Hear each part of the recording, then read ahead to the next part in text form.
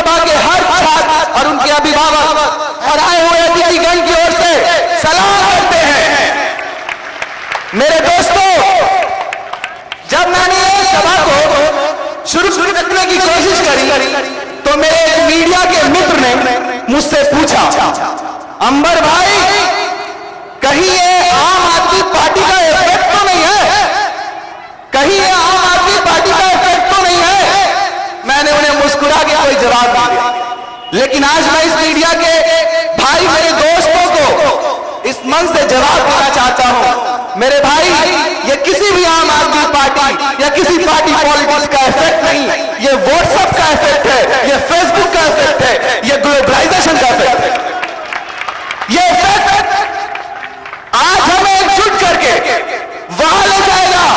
अगर हमारी मांगे नहीं सुनी गई, हमने जो 4 मांगे अपने बीच रखनी है, उसे गौर से सुनना और सोचना कि इतनी उलझी हुई गुत्थी सुलझ क्यों नहीं सकती।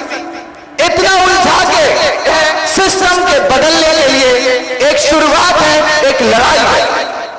मेरे दोस्तों, मैं खास आई हुई लड़कियों को और उनके गार्जियन जो यहां बैठे हैं, उनको 5 मिनट का एक मौका भी दूंगा अपनी बात रखने के बाद, ताकि वो अपनी बातों से सवाल कर सके, पूछ सके, अपने समस्याओं को जो उनके दिमाग में, जो हमारे एक्सपर्ट ने अब तक डिस्कस किया है, उस सारे क्वेश्चंस को वहां से इस कोर्डलेस माइक को हमारे जो लोग हैं आपके पास ले जाएंगे। और आप हाथ उठा के यदि कुछ पूछना चाहते हो आज, तो हमसे नहीं, हमसे भी, एक्सपर्ट से भी, और इस बिहार सरकार से भी और सेंट्रल सरकार से भी पूछ लो कि ऐसा क्यों है भाई, ये सिस्टम इतने बड़े माथे में क्यों नहीं घुसता? अगर ये सिस्टम ऐसा क्यों नहीं हो जाता, इतना आसान क्यों नहीं हो जाता जैसे चौराहे से सिम खरीदना आसान? मेरे दोस्त, आज जिस सिस्टम प्रणाली, आज जो हमने इस छात्र अधिकार सम्मेलन समारोह 2014 को प्रथम विषय रखा है, वो है शिक्षा प्रणाली पर विचार का समय। शिक्षा प्रणाली, यह सिस्टम एक आम आदमी के समझ से बाहर हो गया, एक आम आदमी से समझ नहीं पा रहा, जिसमें सबसे पहले मैं आपको इस सिस्टम के पहले जो मेरे दिमाग में समझ नहीं आता, मैं वो रखने वाला हूं। मैं बात कर रहा हूं उस सीबीएसई बोर्ड, जिस सीबीएसई बोर्ड के अंतर्गत हजारों लाखों इंस्टीट्यूशंस चलाए जा रहे हैं। इस सीबीएसई बोर्ड के अंदर कई स्कूल चलाए जा रहे हैं, कई ऐसी संस्थाओं ने अपने नाम से, मैं किसी भी नाम को लेकर इसका एग्जाम्पल अगर देता हूं तो इसका मतलब नहीं कि मैं उसकी बुराई या उसकी बड़ाई कर रहा हूं। मैं बात करता हूं कि अगर एक स्कूल है जिसका नाम है डीएवी, जो बहुत ही कॉमन है, दूसरा स्कूल है सीबीएसई बोर्ड का दिल्ली पब्लिक स्कूल, ये 2 स्कूल से भी है, और एक घर में पहला क्लास से लेकर के 12वीं क्लास तक का बच्चा की बात कर रहा हूं। मैं किसी भी बात को तोड़ मरोड़ के अगर पेश करूं तो शायद आपको दिमाग में समझ ना आए। बड़ी सिंपल तरीके से मैं आपसे आपकी घरेलू बात कर रहा हूं, कोई भाषण के नजरिए से इसे ना सुने। मेरे दोस्त, एक घर में 2 भाई हैं, एक जरा ज्यादा बुद्धिमान है, दूसरा थोड़ा कम बुद्धिमान है। एक का एडमिशन डीएवी में हो गया, दूसरे का एडमिशन डीपीएस में हो गया, पर दोनों जो स्कूल हैं उन्हें सीबीएसई बोर्ड ने एफिलिएशन दिया। क्या ये गलत है? सही है? यदि सही है तो सीबीएसई बोर्ड की 2 एफिलिएशन स्कूल को अलग अलग किताबें, अलग अलग सिलेबस, अलग अलग कैरिकुलम क्यों चलाए जा रहे हैं? क्यों इस देश में ऐसा हो रहा है कि हर एक क्लास के बाद दूसरे क्लास में जाने के लिए नए एडमिशन बुला रहे हैं? आज एक तीसरे क्लास में जाने पर फिर एक नया एडमिशन लिया जा रहा है। लेकिन मैं सवाल करता हूं कि उसी बच्चे को जब 10वीं क्लास में दोनों स्कूल मैट्रिकुलेशन में 10वीं क्लास का इम्तिहान लेते हैं, तो दोनों को जो क्वेश्चन मिलता है वो एक ही मिलता है। जब परीक्षा जो उनकी इच्छा से होनी है, परीक्षा जो उनकी इच्छा से होनी है, तो उस परीक्षा में अलग अलग सवालात क्यों नहीं दे देते, जब कैरिकुलम और पैटर्न अलग अलग बना के किताबें बेचने का इच्छा के पीछे जो काला धंधा चल रहा है उसको रोकने के लिए, उस पे जवाब मांगने के लिए सभा बुलाई गई।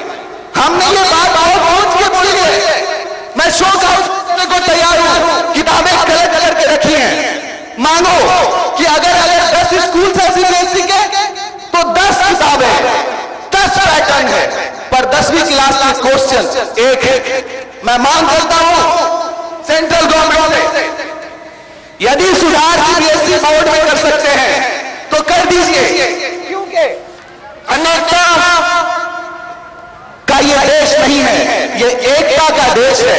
हम एक होकर, एक लेवल पढ़कर, एक किताबें पढ़कर हम ज्यादा अच्छा रिजल्ट देश को दे सकते हैं। ये पहली मांग है हमारी। सीबीएसई बोर्ड अपना एक कैरिकुलम, अपना एक सिलेबस लॉन्च करे और उनको अपने निगरानी के अंतर्गत लागू करे। और मांग है मेरी कि वो हर स्कूल की जांच करे, स्कूल से पूछे कि जो किताबें आपके यहां बिक रही हैं, इस पर सीबीएसई का स्टैंप है कि नहीं। ये बहुत ही महत्वपूर्ण है, क्योंकि ये हर एक घर की कहानी है। हर एक घर में ये समस्या आज हो रही है। मेरे दोस्त, जो दूसरा विषय है, जो सबसे बड़ा विषय है, जो सरकार बात करती है, देश 65% जवानों का है।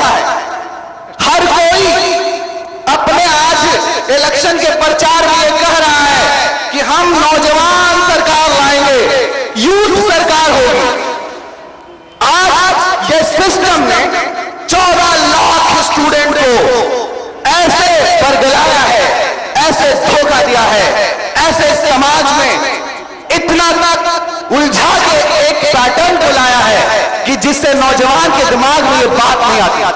मैं दूसरी बात कर रहा हूं, 14 लाख एग्जामिनी जो जेईई मेन की परीक्षा में बैठते हैं, जो बैठते हैं जेईई मेन की परीक्षा में, सेंट्रल गवर्नमेंट उस जेईई मेन की परीक्षा पर इसलिए विश्वास रखते हैं, बच्चे सोचते हैं कि ये 1000 रुपए का फॉर्म सरकार बेच रही है।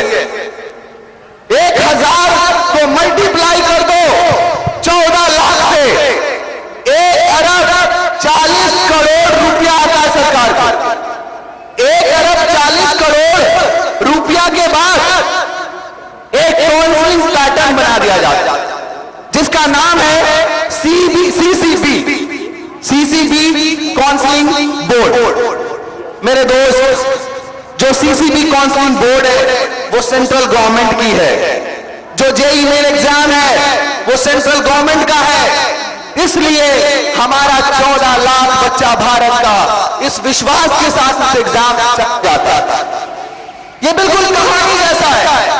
जब वो एग्जाम हो जाता है तो सीसीबी की कॉन्फ्रेंस के माध्यम से बच्चे जाकर के पसंद करते हैं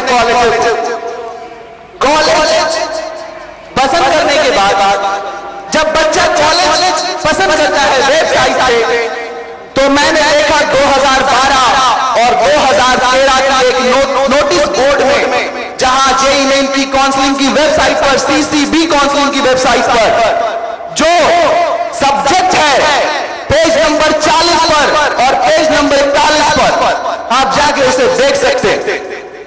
उसमें ऐसे कॉलेजेस को जेईई मेन में शामिल कर लिया, ऐसे कॉलेजेस को उस लिस्ट में शामिल कर दिया गया जिन कॉलेजेस की 90% सीट मैनेजमेंट कोटा से भरती है। मेरा सवाल यह है कि जब 90% कोटा से एडमिशन होता ही है, तो उन कॉलेजेस को जेईई मेन की फर्स्ट राउंड की काउंसलिंग में शामिल क्यों किया गया? मेरा सवाल बहुत साफ है कि अगर उस जेईई मेन की वेबसाइट पर जाने के बाद बच्चा भ्रमित हो जाता है, सोचता है कि फर्स्ट राउंड का कॉलेज सबसे बेस्ट कॉलेज है, तो मैं चाहता हूं सरकार इन चीजों की एक निगरानी विभाग कायम करे। ये दूसरा हमारा मांग है। पहला मांग सीबीएसई का कैरिकुलम ठीक करो। दूसरा मांग जेईई मेन परीक्षा को उसकी अपनी जो वेबसाइट है सीसीबी काउंसलिंग सेंटर पर गैर अप्रूव्ड संस्थाओं के नाम हटाओ, और अगर नहीं हटा सकते तो जेईई मेन परीक्षा को आप बंद कर दो। अगर नहीं हटा सकते तो बंद कर दो, क्योंकि 14 लाख में मुझे नहीं लगता कि 50,000 बच्चा भी जेईई मेन की इस उलझी गुत्थी को समझ पाता। ये इतना टेक्निकल है कि हर आदमी इतना मजबूर है, किसी कोई किसी से पूछता है, कोई किसी से पूछता है, कोई किसी से पूछता। मेरे भाई, ये दूसरी मांग है सरकार से कि जेईई मेन परीक्षा जिसमें 58,000 बच्चा 2012 में अपियर हुआ, 2013 में 70,000 बच्चा अपियर हुआ, और 70,000 बच्चा अपियर होता है अगर बिहार से, तो पूरे भारत में कोई ऐसा स्टेट नहीं है, पूरे भारत में, मैं आपको पूरी जानकारी के साथ ये बात कॉन्फिडेंस के साथ कह रहा हूं, गौर से सुन लीजिए, पूरे भारत में कोई ऐसा स्टेट नहीं है जिसका 70,000 बच्चा जेईई मेन परीक्षा में पार्टिसिपेट करता हो। बावजूद उसके बिहार को आज तक काउंसलिंग का स्थान नहीं मिला, बिहार के काउंसलिंग सेंटर नहीं बनाए गए, बिहार को काउंसलिंग का दर्जा नहीं मिला। काउंसलिंग अगर करानी है, जेईई मेन एग्जाम में 58 और 70,000 बच्चे बैठाना है, तो जेईई मेन की काउंसलिंग सेंटर को बिहार लाओ, जहानाबाद लाओ। ये दो बातें मैंने आपके सामने भी रखी है, दो बातें। एक बहुत बड़ी बात जो मेरे समझ में आती है, लेकिन जरा आपको समझाने के लिए मैं कहानी बोलना ज्यादा जरूरी समझता हूं, क्योंकि कई बातें तोड़ मरोड़ कर अगर लिख दी जाए, बोल दी जाए, तो वो विवादित हो जाती है। एक मंदिर, एक मस्जिद जो किसी संगमरमर से बना है, जरा गौर से सुनिए और समझिए। एक मंदिर बड़ा संगमरमर से बना है, और उसकी सीढ़ियां भी संगमरमर से बनी हैं, और उसके दरवाजे भी संगमरमर से तराशे गए हैं, और एक संगमरमर दूसरे संगमरमर से बात कर रहा है। मेरे भाई, जब लोग तुझे तेरे पास आते हैं तो माथा टेकते हैं, माला पहनाते हैं, तेरी पूजा करते हैं, लेकिन जब लोग मेरे पास आते हैं तो जूते और चप्पल रख के चले जाते। अरे मेरे भाई, ये तुझमें और मुझमें क्या फर्क है? तुझमें और मुझमें क्या फर्क है? तू भी उसी खान से लाया गया है जहां से मैं आया, तू भी उसी क्वालिटी का संगमरमर है जिस क्वालिटी का मैं हूं, तो फिर इतना फर्क क्यों है? दूसरा संगमरमर पहले संगमरमर को जवाब देता है, अरे यार दिखता नहीं है, जब तुम यहां लाए गए थे तो तुम्हें किसी ने काटा नहीं, छीला नहीं, रगड़ा नहीं, और मेरे को रगड़ रगड़ के काट काट के छील छील कर एक रूप निखार के लेकर आए हैं। लोग उसकी पूजा करते हैं, ना कि क्वालिटी की, ना कि इस पत्थर की, ना कि संगमरमर की क्वालिटी। मैं इस एग्जाम्पल से क्या कहना चाहता हूं? जब हम एक स्कूल में पढ़ते हैं, जब हम एक टीचर से पढ़ते हैं, हमारे कई टीचर इस स्टेज पे मौजूद हैं जिन्होंने बड़ी मदद की मेरी बात को आपके बीच रखने के लिए। मैं बहुत एक सिंपल सवाल कर रहा हूं कि हम जब एक टीचर से पढ़ाई करते हैं, एक कैरिकुलम पढ़ते हैं, एक टीचर ही हमें स्पीच डिलीवर करता है, तो फिर मेरा सवाल यह है कि एससी, एसटी, ओबीसी और जनरल कैटेगरी में हम इतना डिवाइड क्यों कर रहे हो भाई? इतना डिवाइड क्यों कर रहे हो? मैं चाहता हूं कि एससी, एसटी को पूरा पूरा उनका फायदा मिले, लेकिन मैं सवाल यह करता हूं सरकार से, क्या मैं दुर्भाग्य की मैं 52 में पैदा हो गया, दुर्भाग्य की मैं भूमियार हूं, दुर्भाग्य की मैं एक उच्च जाति में हूं, मुसलमान हूं, ओबीसी कैटेगरी में हूं? क्या मेरे यहां गरीब लोग नहीं है? क्या मेरी आय प्रमाण पत्र ऐसी है? क्या मैं आज किसी उच्च समाज में पैदा होकर गलती कर बैठा? अगर SC को आप फायदा दे सकते हो तो दो। मैं नमस्कार करता हूं सरकार को, 2 भाई और बढ़ा दो। लेकिन जो हम जनरल लोग हैं, OBC के लोग हैं, उनके लिए भी तो कोई प्लान लेके आओ। उनके लिए क्या लाया है? उनके लिए आपने लाया है 20,000 रुपया और ST को दे रहे हो फुल फीस। कोई भी अगर उत्तर प्रदेश के अंदर SC कैंडिडेट से चेयरमैन साहब ने पैसा मांग लिया तो स्टूडेंट चेंबर से निकलता है और सीधे थाना जाता है। भाई साहब, हमसे चेयरमैन साहब ने फीस मांग लिया, मतलब चेयरमैन साहब को ये पता है कि अगर SC से फीस मांगा तो जेल जाएंगे। अरे भाई, अगर हम भी आए प्रमाण पत्र दे दें कि हम गरीब हैं लेकिन उच्च जाति में पैदा, तो इसमें क्या बात है? हमें भी दे दो, हमें भी कुछ आय प्रमाण पत्र के आधार पर दे दो, हमें भी उतनी फीस की एबिलिटी दे दो, हमें उस मांग को पूरा करो। यदि नहीं कर सकते तो ये भीड़ डबल होकर कहानी बनाने पहुंच जाएगी, ये भीड़ डबल होकर कहानी बनाने पहुंच जाएगी। और एक बात मैं आपको कह दे रहा हूं मेरे दोस्तों, ये मंच से हम अकेले चले थे, आज ये भीड़, ये मंच हमारे साथ है।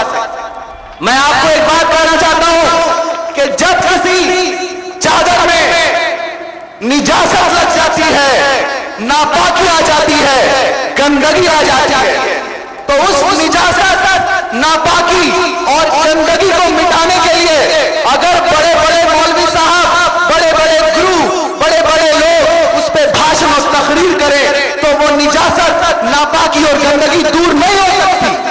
उस पर अमली कदम उठाना होगा, आगे आना होगा, हाथ से लेकर उस नापाकी और गंदगी को धोना होगा। ये सिस्टम करप्ट हो गया है, ये सिस्टम एजुकेशन का पूरा करप्ट हो गया है। इसको सुधारने के लिए, इसे पैटर्न बनाने के लिए एक अमली कदम उठाना होगा। मैं आपको एक बहुत ही इंपॉर्टेंट बात बोल रहा हूं। जब मैंने जहानाबाद में इस सभा के बारे में लोगों से बात करी तो मुझे 2-3 दिन से आजकल कई युवा कार्यकर्ताओं के फोन आने लगे। मैंने कहा, भाई साहब, अगर आप आना चाहते हो, बड़े बड़े नेताओं के बेटे हैं वो। उन्होंने कहा, सर हम आपके मंच पे आना चाहते हैं। हमने कहा जरूर आइए, हम आपके लिए एक VIP लॉबी बना के बैठेंगे। मैं उन रबर जो हमारे रबर हैं, जो अपने आप को युवा नेता कहते हैं, उन नेताओं को पूछना चाहता हूं कि अरे भाई, मैंने ये मंच नहीं दिया क्योंकि ये पॉलिटिकल मुद्दा नहीं था, तो वो उनकी जिम्मेदारी समझकर प्रथम छात्र अधिकार सम्मेलन में उस कुर्सी में क्यों नहीं आए? उस कुर्सी पर आके क्यों नहीं बैठे? हमारे यहां के जितने भी नेता हैं, मैं उनसे इस मंच से सवाल करता हूं कि क्या यह मुद्दा इन छात्राओं का लगता है? क्या यह मुद्दा मेरा है, अवैध संबर का है? क्या यह मुद्दा एरकी से आने वाले लड़के का है? क्या यह मुद्दा जहानाबाद का है? आप बोलते हो आपके पास मुद्दा ही नहीं है। इतना बड़ा सब्जेक्ट है, आप नजर नहीं आ रहे साहब, कहां हो? मुझे दिखाई नहीं दे रहे आप। युवा कार्यकर्ता, युवा मंच, युवा नेता, युवा पार्टी नहीं दिखाई दे रही मुझे। आप कहां हो? मेरी बात को वहां तक पहुंचाने के लिए आपको हमने अपना रबर बनाया था। आप आज इस भीड़ में नहीं दिखकर ये साबित करते हो कि आप इस रियली आप हमारे रबर होने के लायक हो। मुझे सवाल करना है आपसे मेरे दोस्त। मैं एक और भी बात आपके सामने रखना चाहता हूं जो बहुत ही इंपॉर्टेंट है। एक UGC ग्रैंड कमीशन में पढ़ने वाला और AICTE के बीच के जो डिफरेंसेस हैं वो बहुत बड़ा सब्जेक्ट है। उसको समझने के लिए बड़े बड़े दिग्गज लोग आज ये समझ नहीं पा रहे कि कॉलेज AICTE से अप्रूव्ड होना चाहिए कि यूनिवर्सिटी ग्रैंड कमीशन से अप्रूव्ड होना चाहिए। मैं आपके बीच अपनी चौथी बात कर रहा हूं मेरे दोस्त। आज एक बच्चा 10वीं क्लास से पढ़ के जब कॉलेज में जाता है और 4 साल खेत बेच करके पढ़ के वापस आता है तो सरकार कहती है डिग्री फर्जी है। यूनिवर्सिटी ग्रांट कमीशन से एक बात पूछना चाहता हूं। जब कपिल सिब्बल साहब ने और बहुत बड़े बड़े पिछले आए हुए मंत्रियों ने एजुकेशन मिनिस्ट्री संभाली, तो यूनिवर्सिटी ग्रांट कमीशन को 2010 के पेपर में कहा ये सब ब्लैक लिस्टेड है।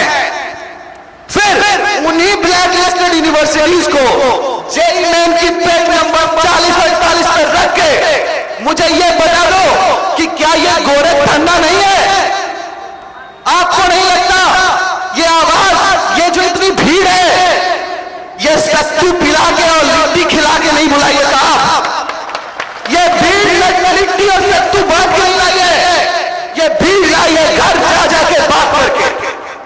बोला उन्होंने कि अगर आप सब आ गए, अगर आपने अपने वादे पूरे कर दिए, तो ये आवाज जो जहानाबाद के इस गानी मैदान से उठी है, मैं वादा करता हूं अगर ये आवाज इन्होंने नहीं सुनी तो गानी मैदान पटना को बांट देंगे। मेरे दोस्त, मैं अपनी बातें, चूंकि मेरे बहुत सारे एक्सपर्ट यहां आए हुए हैं, मैं सिर्फ एक बात आपको लास्ट में कहना चाहता हूं। काउंसलिंग एक बहुत बड़ा सब्जेक्ट है। एक ऐसा